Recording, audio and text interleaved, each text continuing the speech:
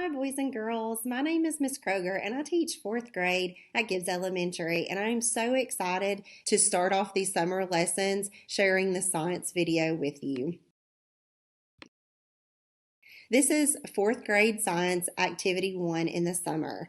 Activities and handouts can be found under the Student Resources tab on the Knox County website, www.knoxschools.org. After this video is over, if you could show us what you have learned and tweet us at KCS Science. If this video is hard for you to understand, there's a couple of things that you can do to try to help. Number 1, you can turn on closed captions if available. Number 2, adjust the playback speed to slow down the video. Number 3, consider watching short clips, then pause, listen, and watch again. Number 4, ask someone in your home to watch the video with you.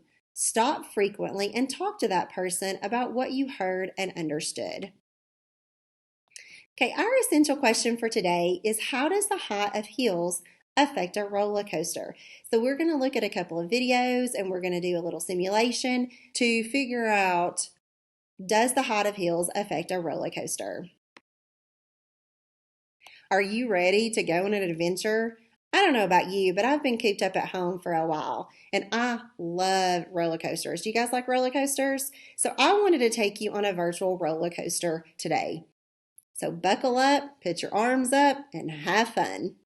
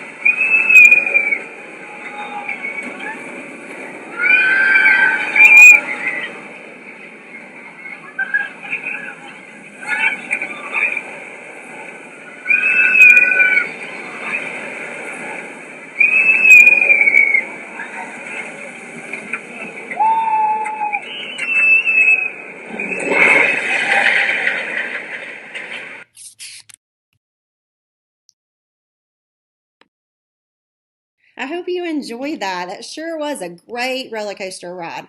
So we're going to revisit this video in a few minutes, and we're going to talk about potential and kinetic energy.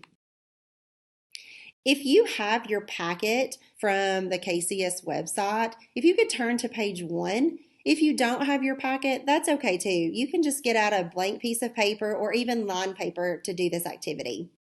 So our question says, how does the height of hills affect a roller coaster?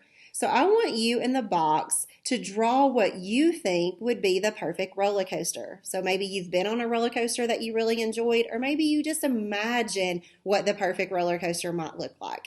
So I want you to draw that in the box below, and I want you to include at least 2 hills on your roller coaster.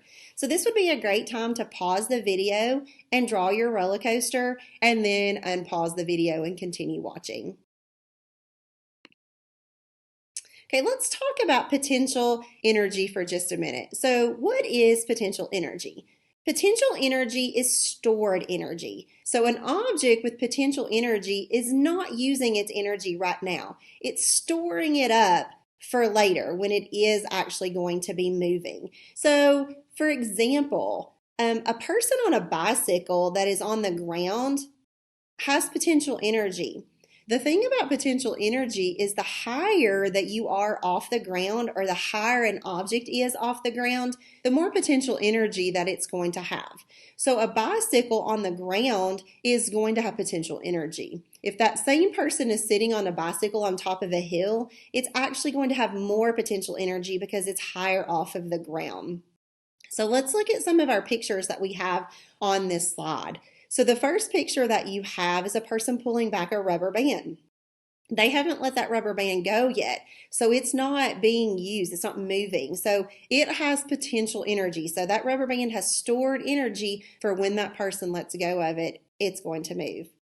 Then the next picture that you see is the rock on top of a cliff and the person pushing down a spring. So the rock on top of a cliff is going to have a lot of potential energy because it's really high up. Then you have the spring, because when he lets go of that spring, it's going to pop back up. So it is going to be moving, but he's pushing it down and it has that potential energy. The last two pictures that you see are the car on top of the hill and the ball on top of the hill. So neither one of those at this point are moving. So they both have that potential energy. But because they're on top of the hill, they're going to have more potential energy than if they were on the ground. So potential energy is that stored energy that's waiting to be used, and the higher an object is in the air or off the ground, the more potential energy that it's going to have. And then we have kinetic energy. And kinetic energy is the energy an object has because of its motion. So that means that it's going to be moving. So let's look at our picture of kinetic energy with the boy on the skateboard. So the boy on the skateboard is skating downhill. So he is using that potential energy and turning it into kinetic energy. So while he's moving, he is using kinetic energy. And then you have the picture of the girl on the swing. So as she's swinging back and forth, she's using kinetic energy. And then we have the picture of the ball rolling down the hill.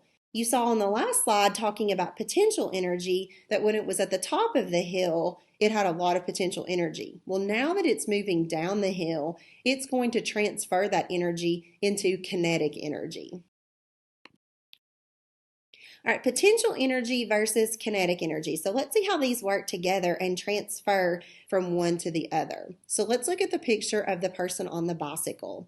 So the person on the bicycle is going up the hill first. And so as they're going up and they're getting higher up on the hill, the potential energy, they're actually gaining potential energy. So they're getting more of that. When she's sitting on top of the hill, then that is when they have the most potential energy. And then when they are riding down the hill, that potential energy is being changed into kinetic energy because they are now moving down the hill. Your second picture of the person with the ball. So in the first picture, you can see that she's holding the red ball in her hands. That's potential energy because that ball is not moving. She's just holding it. In the second picture, you can see that she has dropped the ball, and so the ball is moving down, and so therefore that potential energy has been transferred into kinetic energy. And then the last picture that we have is the picture of the ball on top of the hill. And so while it is up there on top of the hill, it's going to have a lot of potential energy. When it starts moving down the hill, like in the second picture, then it's going to transfer that energy into kinetic energy. So energy is not ever created or destroyed. It's just going to change forms. So we go from potential to kinetic and back again. All right, if you have your packet, this is on page 3 of your packet, and it says, how does a roller coaster use potential and kinetic energy? So since we're kind of talking about roller coasters, I wanted to show you an example of a roller coaster and use the letters to help identify what we're talking about. So on the first, where you see the car, and the car is not moving. So before you go on a roller coaster, you load into the car and you are sitting there. And so while that car is sitting there, it has potential energy. It's not moving yet. Well, as the ride starts, and you kind of start to creep up that big hill and it's really slow and kind of scary a little bit because you're going up so high, that first hill that you see there on A, that car is gaining a lot of potential energy because it's going up and it's going up high, okay? So when it gets to B, point B, that's where the car is going to have the most potential energy. And then you kind of go over that edge real slow, and then that's where the really fast ride begins. So when you're going down from C to D, that potential energy has converted into kinetic energy. And then as you go up the second hill, where E and F, that kinetic energy, they're going to lose kinetic energy and they're going to gain potential energy. So it's going to be transferred back and forth throughout the entire rod. Okay. Now, so I said point B has the most potential energy. So I want you to answer the question, why does point B have the most potential energy? We have potential energy throughout the entire ride, but why does point B have the most potential energy? And even if you don't have your packet, if you can stop, maybe pause the video for a second and just talk to someone about why, or think about why point B has the most potential energy. All right, so why does it? It's because it's the highest. That's the highest point on the roller coaster. So point B is going to be the highest point. It's higher than point F, which is the second hill. So point B is going to have the most potential energy. Now, so looking at our essential question, does the height of hills affect a roller coaster? I have created a simulation to determine whether the height of hills affect the roller coaster or not. Boys and girls, we're going to do a simulation for a roller coaster to look at our essential question, how does the height of hills affect a roller coaster? So I have created a roller coaster simulation here with two different hills. So we're going to do this twice. We're going to do the first time with the first hill bigger than the second hill and see if the marbles that we're going to use has enough energy to get over the second hill. The second time that we do this, I'm going to make the second hill bigger than the first hill to see if it has enough energy to make it over that time. So we're going to see, does it matter how the height of the roller coaster, does it matter? Does it affect the way that the roller coaster is going to move? So the first thing that I'm going to do is I'm going to put the marble here on top. And because this is the highest point of my roller coaster, this is where I'm going to have the most potential energy. It's going to go down the ramp and convert into kinetic energy, and we're going to see if it will make it over both hills. All right, so you can see there that the marble did have enough energy to make it over the second hill and make it all the way to the end. So the first hill being the biggest shows us that this roller coaster had enough energy for it to work. Now, we're going to make the second hill bigger than the first hill, and we're going to do it again and see what happens.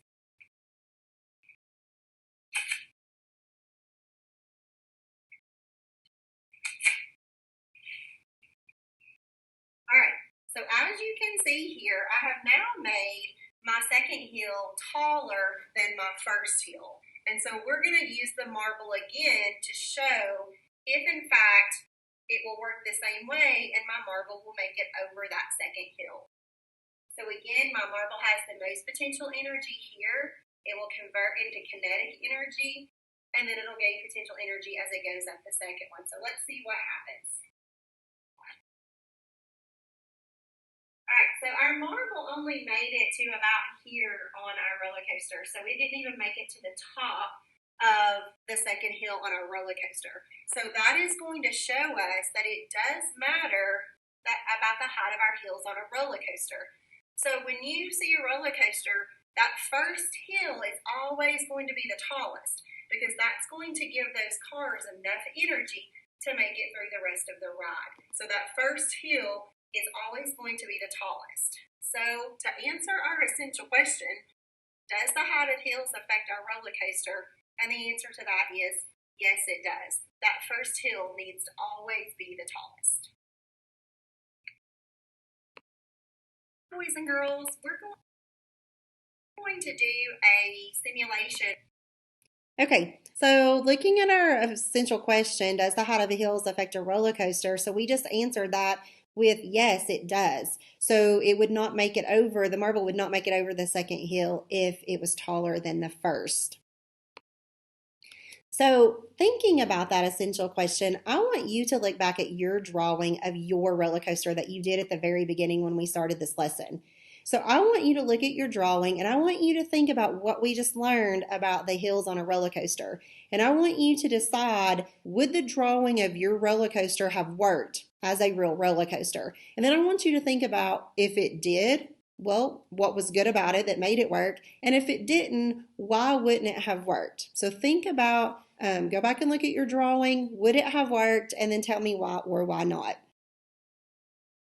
All right, so after you've looked at your drawing, then you're going to know that if you drew your first hill taller than your other hills, no matter if you had 2, 3, 4, 5, how many, then your roller coaster would have worked fine.